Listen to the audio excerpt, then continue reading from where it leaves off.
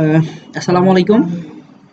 আজকে আমি আপনাদের জন্য যেটা করতে যাচ্ছি সেটা হলো আহ, কি করে আমরা এমএস অফিসের মাধ্যমে বিভিন্ন ডিজাইন করতে পারি এবং স্কেলিং করতে পারবো এবং ফুল লেআউট ডিজাইন করতে পারবো, সেটা আমি দেখাচ্ছি। যেটা হলো আহ, প্রথমে যেটা করতে হচ্ছে সেটা হলো আপনার এখানে বিভিন্ন লেখার ফন্টের এখানে লেখার যে অপশনগুলো পাচ্ছেন, আপনি এখানে চাইলে বিভিন্ন অ্যাঙ্গেলে ছোট বড় অ্যারোগুলো চাইলে সবকিছু অ্যাড করতে পারতেছেন। এবং যেটা হচ্ছে আমি এই লেখাটাকে যদি মনে করি আমি ছোট করতে চাই, সো এখানে অনেকগুলো অপশন আছে।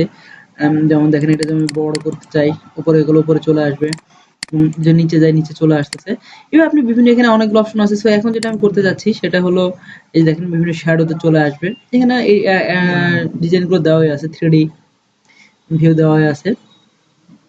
চাইলে আপনি আউটলাইনের মধ্যে এখানে অনেকগুলো আউটলাইনের ডিজাইনগুলো পাবেন, যে এখানে বিভিন্ন ভেরিয়েশন দেওয়া আছে।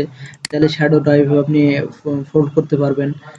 উম, যেমন হচ্ছে এখানে আরো অপশন, যেমন হচ্ছে এখানে আপনি আসবেন এখানে এই যে দেখেন এখানে আমরা বিভিন্ন বোল্ড করে দিচ্ছি শ্যাডো দিয়ে। এবং এখানে দেখেন রান করলে আমরা এখানে অনেক ধরনের, চাইলে আপনি যেটা চাচ্ছেন সেটা নিয়ে আপনি এটাকে আপনার ডিজাইনের পারপাসে অ্যাড করতে পারবেন এবং সেই ধরনের অনেক কিছু অপশন আপনার এখানে দেওয়া আছে। সো এখান থেকে আপনি অপশনটা পাচ্ছেন। তো আমি এখন যেটা আপনাকে দেখাতে যাচ্ছিলাম সেটা হলো যেটা আপনার কাজের সুবিধার্থে, যে এটাকে ডিজাইনে আসবো।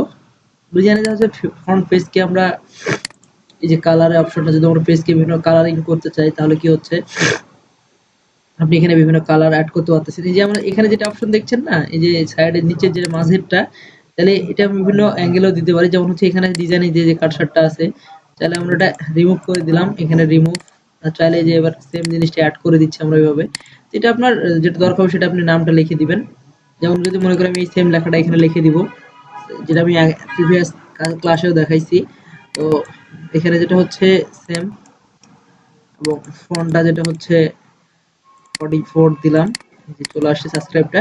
তো আপনি এইভাবে দিতে পারেন আপনার বিভিন্ন লোগোর নাম লিখে। তো আমি এখন যেটা দেখাচ্ছি, এই যে কালারটা আমি দেখাচ্ছি, দেখেন আপনি চাইলে পেজটাকে বিভিন্ন কালারিং করে এডিট করতে পারবেন। যেমন আমি এটা কালারটা দিলাম পুরো পেজকে ঘিরে। এবং দেখেন পেজ বর্ডার, এখানে বিভিন্ন ধরনের বিভিন্ন বর্ডার আছে।